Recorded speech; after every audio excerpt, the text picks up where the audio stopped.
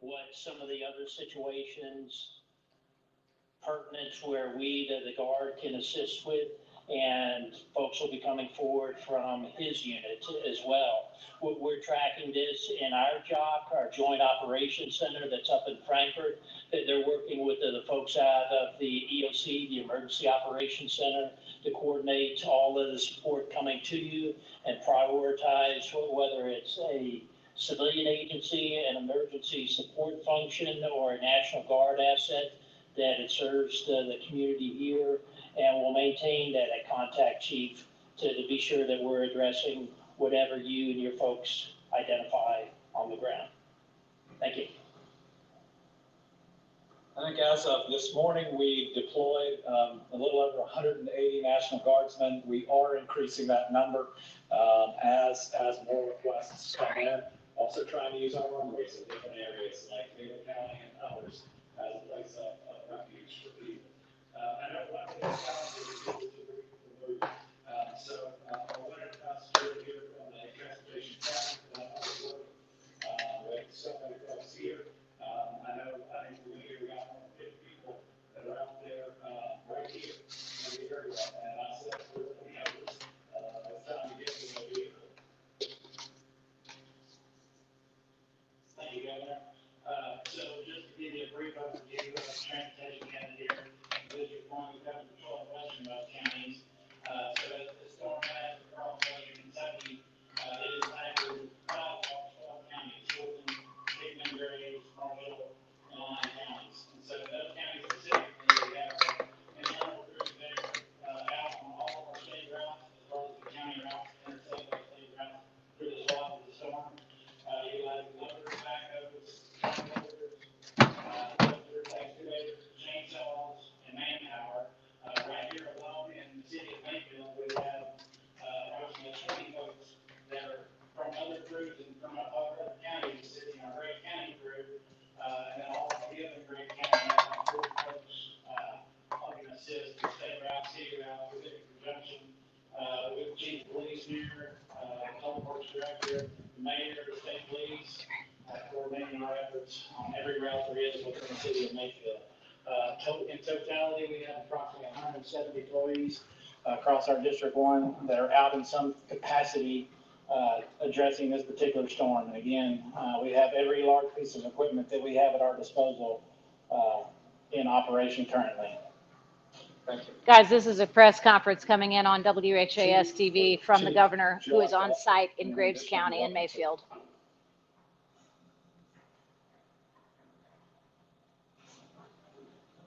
I wanted to make sure we had an opportunity to hear directly from them. They've been doing this work through the night.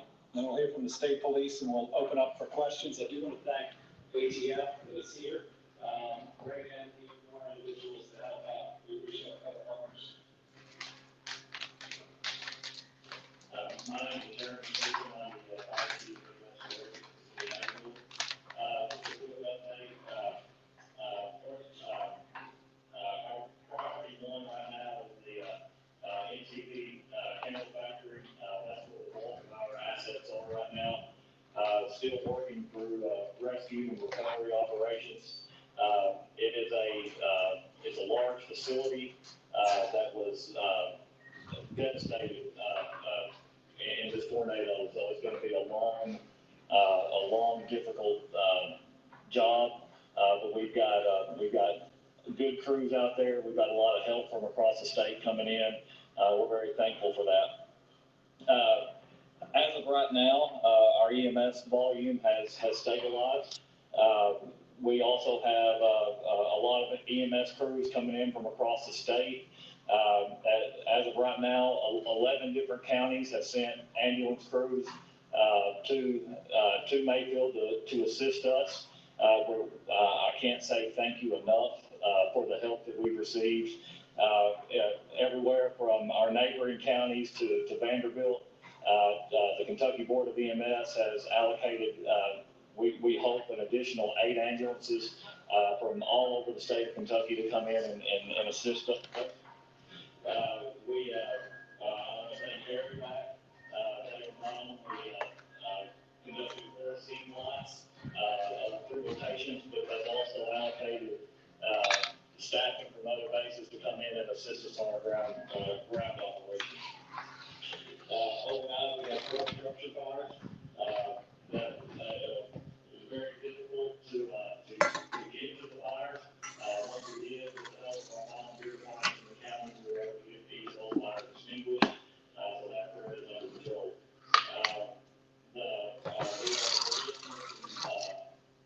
Some issue right now, station 1 is our main, direct line of the tornado yesterday. That station is in fully, inoperable at this point. We had to, extricate our own, fire and EMS apparatus from that building just so we could respond last night. So today, my next priority is going to be to find a new station and a temporary home for 45 firefighters in our apparatus. But again, I just want to thank all the support that we received across this room, across the state, the people that have called and just showed up to help. I can't say enough. Just that how honored I am and the love that we've been showing our efforts. So thank you.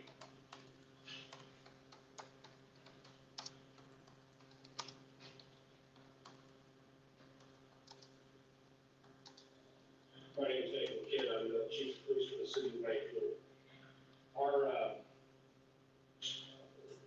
Our mission is fluid as it's gone through the night. And I think it'll continue to change throughout the next couple of days. We've been blessed with some support from our sister law enforcement agencies. State police has been here from the beginning. Murray City Police Department and the Paducah Police Department sent officers early this morning in their patrolling in the city to assist the Mayfield Police Department. One of our biggest challenges in the days to come is going to be interoperability and communications. We've lost some of our assets here in the city.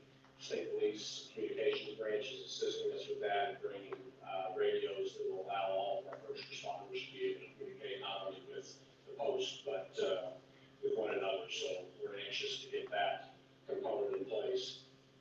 In addition to the fire station, our police station was destroyed in the storm.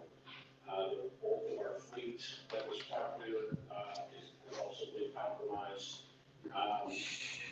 But we are making do. Again, we're borrowing vehicular assets from other departments and been very gracious to bring in our all for the Sunday up here. The Metro Police Department will begin 12-hour shifts over the season. We sent some of our people that have been out 24 hours to get some rest. All the other departments are going to help. Beginning tonight, we'll provide a 24-hour patrol again beginning this evening. The mayor and the judge executive, the county have spoken, and there's going to be a curfew put in place for this evening, beginning at 7 p.m. Particulars of that will be that within the city limits and those parts of the county that have been directly affected by the path of the storm. So after dark, from dusk to dawn, if you're not an emergency responder, you do not be in any of those areas after dark. If you are, our law enforcement officers are going to investigate the circumstances. So we just ask for the public support. We've got much work to do in terms of within the city limits themselves to make sure that we've found everybody that needs assistance and needs help. That I'm sure will go on not only today but beyond. So very grateful for the help that we've been given. Very grateful for the governor's response and the state's response. It would be overwhelming, I think, without knowing that we had those resources coming as well. So I don't want to step away without saying that our first priority is with the families that have lost people. And, I'm just proud of the men and women that stepped forward here to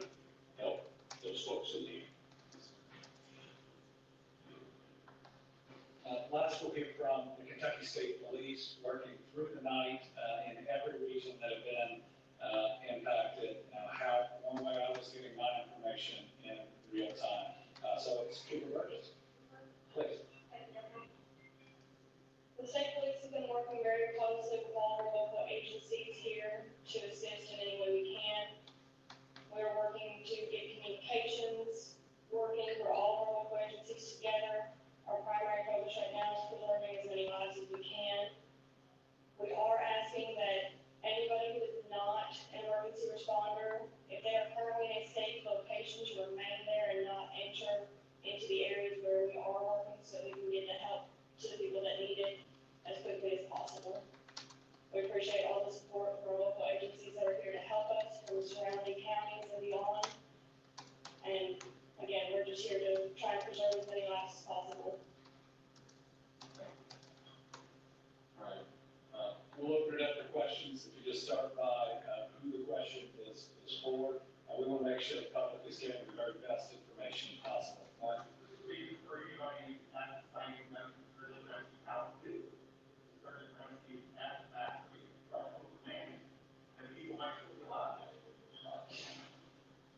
I'll turn it over here in a second to those that have been there all night. But I just came from there.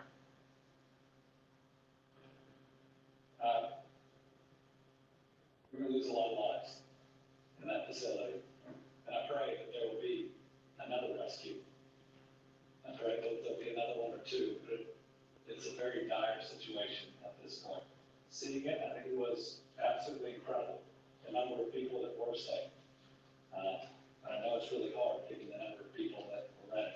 I think the largest loss of life in this tornado event is and will be there. And it may end up being the largest loss of life in any tornado event in a single location, again, in the state's history. Anybody else? Yeah, it's heavy machinery. I mean, pulling, it's the building that's flattened, it's cars from the parking lot that's on top of it. It's huge metal drums, even ones with chemicals that were inside. It's pretty awful to witness.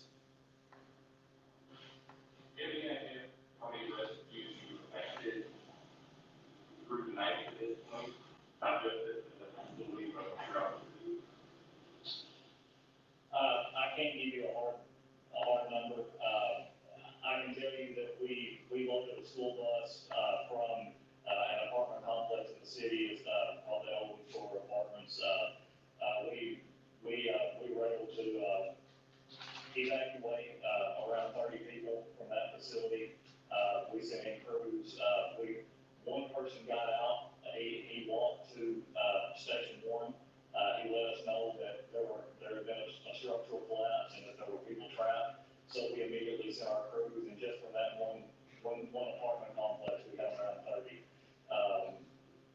Overnight, we have, at MCP, there was a steady flow of walking wounded rescues. We have been working tirelessly through the night, and not just my department, but many departments. And through, it's dangerous out there.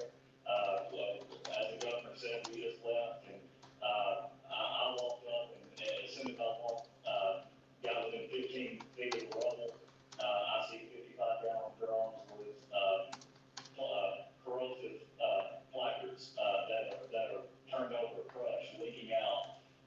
There's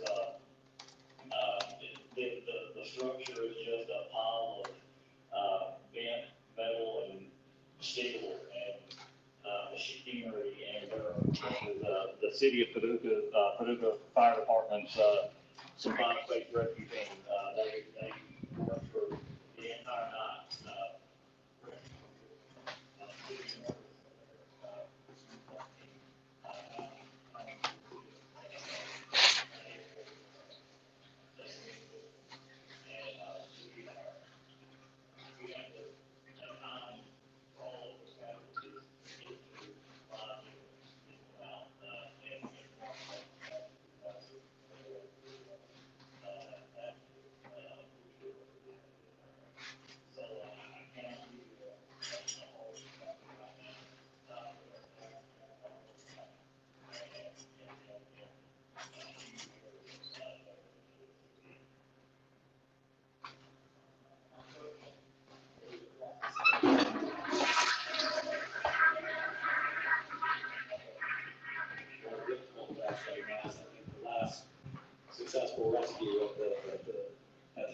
was what, 3 a.m.? around 3:30. It was around 3:30 a.m. Anything else, or anything I'm headed there next. So folks, what I'm going to tell you, I'm going to mute the governor for a minute and just let you know that this situation has become, look at the devastation. Just take a look at that video from the helicopter or the drone, whatever is shooting it. Absolute devastation in Graves, particularly Mayfield, Graves County, and several other counties. It's a quad state tornado swath that outstrips the 74 super outbreak as far as damage, probable deaths. And the most important thing to realize is there is so much that people can do from home. People can fundraise, people can make people aware of the needs. I've been up for the last several hours working on animal displacement with the Mayfield Graves County shelter, sharing their information, getting them to put out the call for help that they need to get people to bring lost animals to the shelter and to find their lost animals there, hopefully the ones that survived. The candle factory is devastation, complete devastation. And they're going to be pulling a lot of bodies, unfortunately, out of many places along the path, this 200-mile path of this tornado. And there were actually 4 that have been accounted for already. This damage surveys haven't even been done by the National Weather Service, but they will undoubtedly be heading down there. And you can look from the air and see the type of devastation that took place overnight with these 4 states being affected and multiple counties, which is just absolutely heartbreaking. I mean, I can't even begin to tell you what it's like to go out on one of the surveys and witness the damage yourself. It's just devastating. And I did it when I was doing weather, and man, I tell you, you can't even imagine what it's like when you're looking at it from the ground. You can't imagine what it's like looking at it from the air, just as you saw in that video right there. But what they do ask is that a bunch of people don't pour into the devastated areas trying to help unless they're with church groups or with established first responding agencies, with animal rescue groups. You can do a lot from the outside, but not get into those centers of congestion. Also, the fact is that a lot of people don't have the ability to travel through those areas without getting flat tires, and then your car adds to the problem because you're blocking traffic. So there's a lot of danger with wires down, with all the tree limbs, with the metal, the twisted metal. So use caution if you are going into assist. There are a lot of counties affected by this, all the way from Spencer County back to Western Kentucky. A lot of people that need help, a lot of people that need resources. Go to those places and take supplies, take water, take first aid, take easily prepared food, anything that you would normally take to camp out. There are lots of shelters that need volunteers. They're staging at gymnasiums and community centers across Western Kentucky. And if you have the capability of pulling animals, Maysfield Graves County has asked for people to please pull the animals from the shelter so that they can make place for the displaced animals. So these are things that you can do immediately. These are things that are absolutely essential.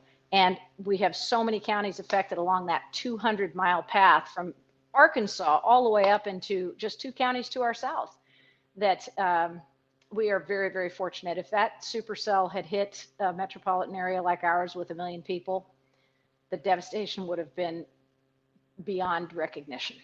So thanks you guys for tuning in. Do what you can to help, and please make sure, and you can see from the trucks that are driving through, if you're watching the news, it's a very precipitous place to go. So organize, coordinate, go with people who know what they're doing. If you don't know the area, don't swing in there trying to rescue people and not know what you're doing, because you can actually impede first responders. And that's one of the toughest jobs that they have is crowd control, people who are trying to help, people who just want to see what the damage looks like, coming into an emergent situation like that when they are still doing search and rescue in so many areas at the same time. And this comes from experience, because I reported it. I covered those dramatic weather situations. I actually went out with National Weather Service teams on damage assessment, and it's incredible. You can't even imagine what it's like. Even the videos and the pictures that you see on camera do not show the extent of the damage and the dangers of going into that area too.